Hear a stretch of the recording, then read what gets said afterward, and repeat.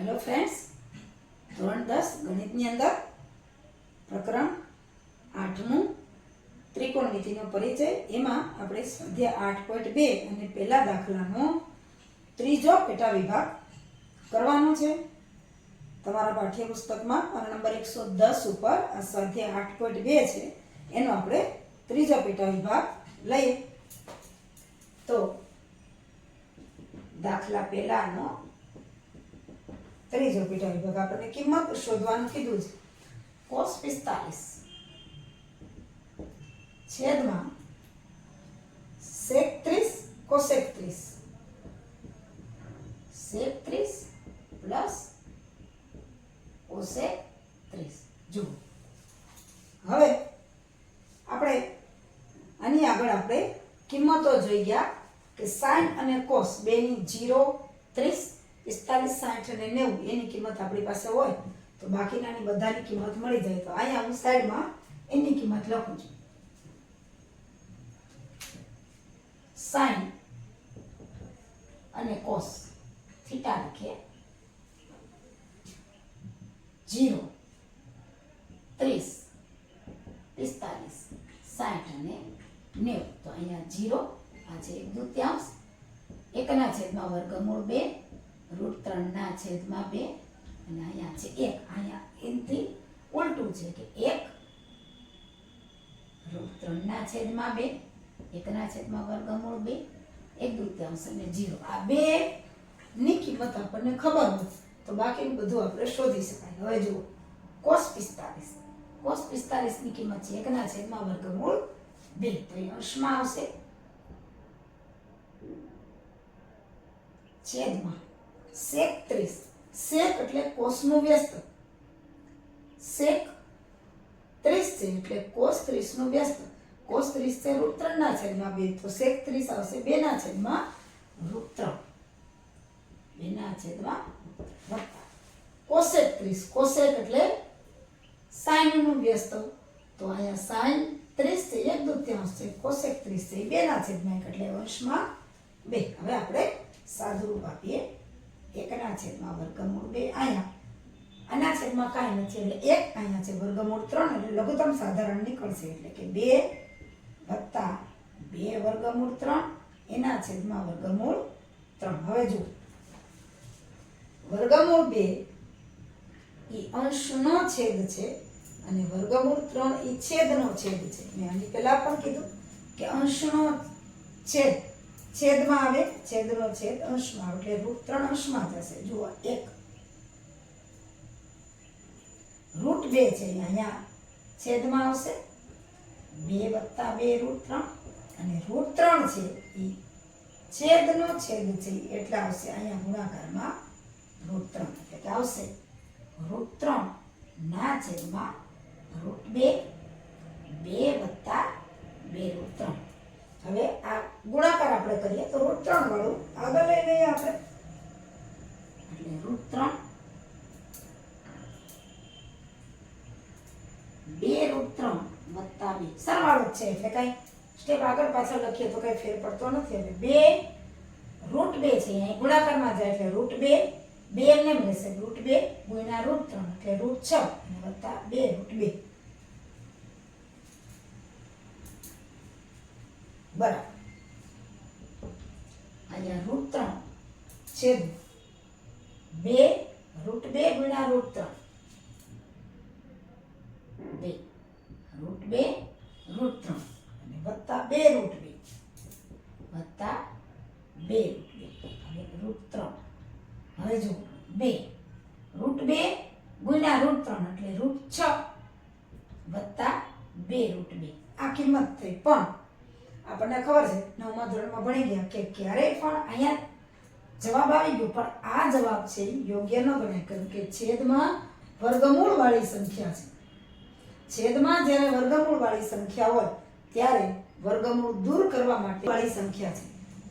વર્ગમૂળ વાળી સંખ્યા હોય તો એ વર્ગમૂળ દૂર કરવું પડે. આપણે 9મા ધોરણમાં ભણી ગયા છેદનું સમયકરણ. સમયકરણ એટલે કોઈ પણ પ્રક્રિયા કરી ગણિત અને વર્ગમૂળ છે એ છેદમાંથી કાઢી નાખવાનું. અંશમાં હોય તો ચાલે પણ એવી પ્રક્રિયા કરવાની કે રકમમાં એટલે કે આ કિંમતમાં કઈ ફેર ન પડે પણ છેદમાંથી વર્ગમૂળ નીકળી જાય. હવે જુઓ આને ગુણ્યા હું 2√6 વત્તા 2√2 ને આપણે દૂર કરવું છે એટલે અહીંયા વત્તા છે તો 2√6 ઓછા 2√2 અને અહીંયા 2√6 ઓછા 2√2 આનાથી હું ગુણાકાર કરીશ.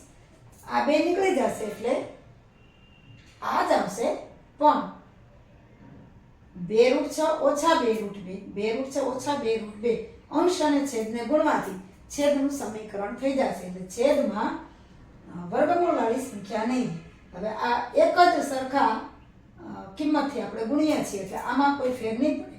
હવે અંશનો અંશ સાથે ગુણાકાર અને છેદનો છેદ સાથે ગુણાકાર. અહીંયા વત્તા હોય તો ઓછા લેવાનું બે જગ્યાએ, અહીંયા ઓછા હોય તો બે જગ્યાએ વત્તા લેવાનું. અંશ અને છેદ બેમાં એક જ સરખી રકમ આવી જોઈએ. હવે જુઓ √3 2√6 ઓછા 2√2 અને અહીંયા 2√6 વત્તા 2√2 બીજા કૌંસમાં 2√6 ઓછા 2√2. હવે જુઓ 2√6 વત્તા 2√2 કૌંસમાં 2√6 ઓછા 2√2. હવે આપણે અવયવમાં એક સૂત્ર ભણી ગયા છીએ કે પહેલા કૌંસમાં a વત્તા b હોય, બીજા કૌંસમાં a ઓછા b હોય તો એનો અવયવ પહેલા પદનો વર્ગ ઓછા બીજા પદનો વર્ગ થાય. જુઓ બેમાં પહેલું પદ સરખું, બીજું પદ પણ સરખું, એકમાં પ્લસ એકમાં માઇનસ. પછી માઇનસ વાળો કૌંસ આગળ હોય કે પ્લસ વાળો કૌંસ આગળ હોય એમાં કઈ ફેર નથી પડતું. પણ બે પદ સરખા હોય અને એકમાં વત્તા અને એકમાં ઓછા હોય તો એના અવયવ પડે પહેલા પદનો વર્ગ ઓછા બીજા પદનો વર્ગ. આ અવયવના નિયમનો ઉપયોગ આપણે અહીંયા કરશું. હવે જો અહીંયા 2 છે, બેમાં સામાન્ય છે, કાઢી લઈએ. 2 ગુણ્યા આ √3 અહીંથી 2 નીકળી જશે એટલે √6 ઓછા √2. હવે અહીંયા પહેલું પદ છે 2√6 એનો વર્ગ આ નિયમ પ્રમાણે ઓછા બીજું પદ છે 2√2 એનો વર્ગ. હવે 2 ગુણ્યા √3 √6 ઓછા √2. હવે જો 2 નો વર્ગ 4. હવે √6 નો વર્ગ એટલે વર્ગમૂળ નીકળી જાય એટલે આવશે 6. વર્ગ અને વર્ગમૂળ નીકળી જાય એટલે 6 ઓછા અહીંયા પણ 2 નો વર્ગ 4 અને √2 નો વર્ગ અને વર્ગમૂળ નીકળી જાય એટલે ગુણ્યા થશે 2. આટલું આપણને મળ્યું છે. તો એમાં 2 વર્ગમૂળ 3 વર્ગમૂળ 6 ઓછા વર્ગમૂળ 2. હવે અહીંયા જુઓ તો આવશે 4 ગુણ્યા 6 એટલે 6 ચોક 24 ઓછા 4 દુ 8. હવે 2 વર્ગમૂળ 3 વર્ગમૂળ 6 ઓછા વર્ગમૂળ 2 અને છેદમાં 24 માંથી 8 જાય એટલે 16. તો અહીંયા 2 અને 16 છે એટલે અહીંયા છેદ ઉડશે એટલે આવશે 8. તો √3 √6 ઓછા √2 છેદમાં 8. હવે √3 અંદર જાય તો 6 તેરી 18 એટલે કે વર્ગમૂળ 18 ઓછા 3 દુ 6 અને છેદમાં 8. હવે જો વર્ગમૂળ 18 પર આપણને ખબર છે એટલે 9 ગુણ્યા 2 અને ઓછા વર્ગમૂળ 6 ના છેદમાં 8. 6 નું 3 ગુણ્યા 2 થાય છે આપણે કહ્યું પણ એમાં 3 કે 2 નું વર્ગમૂળ નહીં નીકળે. અહીંયા જુઓ 9 નું વર્ગમૂળ છે એ નીકળી જશે 3 એટલે 3 વર્ગમૂળ 2 ઓછા વર્ગમૂળ 6 છેદમાં 8. આપણો જે જવાબ છે એ આ આવે છે કે cos 45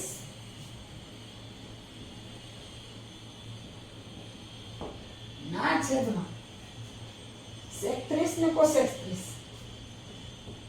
sec 30 વત્તા cos 30 તો એના બરાબર છેલ્લે આપણે જવાબ આવે છે કે 3 વર્ગમૂળ 2 ઓછા વર્ગમૂળ 6 ના છેદમાં 8. આ જવાબ છે એ આવે છે 3 વર્ગમૂળ 2 ઓછા વર્ગમૂળ 6 છેદમાં 8. હવે આપણે લઈએ ચોથો દાખલો. એમાં પણ કિંમત શોધવાની છે. જુઓ, sin 30 વત્તા tan 45 ઓછા cosec 60 છેદમાં sec 30 વત્તા cos 60 અને વત્તા cot 45. જો આ બધા માટે આપણે sin cos ની કિંમત જોશે. કોષ્ટક છે મેં તમને કીધું એમ પહેલા પેપરના પાછળના ભાગે લખી નાખવાનું. કાંઈ નહીં તો તમે sin cos તો લખી જ નાખો, તો એના ઉપરથી તમને બધું મળી જાય. હવે sin 30 ની આપણને ખબર છે કિંમત 1/2 થાય. હવે tan 45 ની કિંમત 1 છે અને cosec 60 એટલે cosec એટલે sin નું વ્યસ્ત છે, એટલે કે sin 60 ની કિંમત √3 ના છેદમાં 2. તો cosec 60 ની કિંમત આવે 2 ના છેદમાં √3. ત્યાર પછી નીચે sec 30, sec છે એ cos નું વ્યસ્ત છે, તો cos 30 છે એની કિંમત છે √3 ના છેદમાં 2. તો sec 30 ની કિંમત આવે 2 ના છેદમાં √3 વત્તા cos 60 ની કિંમત આવે 1/2 અને વત્તા cot 45. tan 45 ની કિંમત 1 છે એનું વ્યસ્ત cot 45 પણ 1 જ. હવે આને આપણે સાદુરૂપ આપવાનું છે. જો આના છેદમાં કાંઈ નથી એટલે 1, આના છેદમાં 2, આના છેદમાં વર્ગમૂળ 3. તો છેદમાં 2 વર્ગમૂળ 3 લઘુત્તમ સાધારણ આવશે. એટલે 2 વર્ગમૂળ 3. હવે અહીંયા 2 છે, વર્ગમૂળ 3 નથી એટલે વર્ગમૂળ 3 વત્તા 1 ના છેદમાં કાંઈ નથી એટલે 2 થી ગુણશે 2 વર્ગમૂળ 3 અને ઓછા અહીંયા વર્ગમૂળ 3 છે એટલે 2 ગુણ્યા 2 એના છેદમાં 2 વર્ગમૂળ 3. હવે આ છેદમાં પણ એવી જ રીતે આવશે 2 વર્ગમૂળ 3. અહીંયા વર્ગમૂળ 3 છે એટલે આને 2 થી ગુણશે, અહીંયા 2 છે એટલે વર્ગમૂળ 3 થી ગુણશે અને આને 1 છે એટલે 2 વર્ગમૂળ 3 થી ગુણશે. હવે જુઓ 2 ગુણ્યા 2 વત્તા 1 ના છેદમાં 2 છે એટલે વર્ગમૂળ 3 વત્તા આ 1 છે એટલે 2 થી ગુણશે 2 વર્ગમૂળ 3 અને છેદમાં અહીંયા પણ 2 વર્ગમૂળ 3. હવે જો બેનો છેદ સરખો છે એટલે કે નીકળી જશે. ઉપરનું સાદુરૂપ આપણે કરવાનું રહેશે. આ રીતે આપણે વર્ગમૂળ 3 વત્તા 2 વર્ગમૂળ 3 ઓછા 2 ગુણ્યા 2 છેદમાં 2 વર્ગમૂળ 3 છેદમાં 2 ગુણ્યા 2 વર્ગમૂળ 3 વત્તા વર્ગમૂળ 3 વત્તા 2 વર્ગમૂળ 3 છેદમાં 2 વર્ગમૂળ 3 એટલે બેનો છેદ સરખો છે એટલે નીકળી જશે. હવે આ વર્ગમૂળ 3 વત્તા 2 વર્ગમૂળ 3 ઓછા 2 ગુણ્યા 2 એટલે આવશે 4. અહીંયા આવશે 4 વત્તા વર્ગમૂળ 3 વત્તા 2 વર્ગમૂળ 3. હવે જો એક વખત વર્ગમૂળ 3 અને 2 વખત વર્ગમૂળ 3 એટલે 3 વખત વર્ગમૂળ 3 ઓછા 4. એવી જ રીતે અહીંયા 4 વત્તા 2 વખત વર્ગમૂળ 3 અને 1 વખત વર્ગમૂળ 3 એટલે વત્તા 3 વર્ગમૂળ 3. જો હવે જુઓ 3√3 ઓછા 4 ને 4 વત્તા 3√3 એટલે પદ સરખા આવે એવી રીતે આપણે ગોઠવી દઈએ કે 3√3 ઓછા 4 અહીં તો વત્તા છે એટલે આગળ પાછળ લખી શકીએ 3√3 વત્તા 4 ઓછા 4 અને વત્તા 4. હવે છેદમાં વર્ગમૂળ છે એટલે વર્ગમૂળને દૂર કરવા માટે છેદનું સમીકરણ કરવા માટે ગુણ્યા 3√3 ઓછા 4 અને અહીંયા 3√3 ઓછા 4.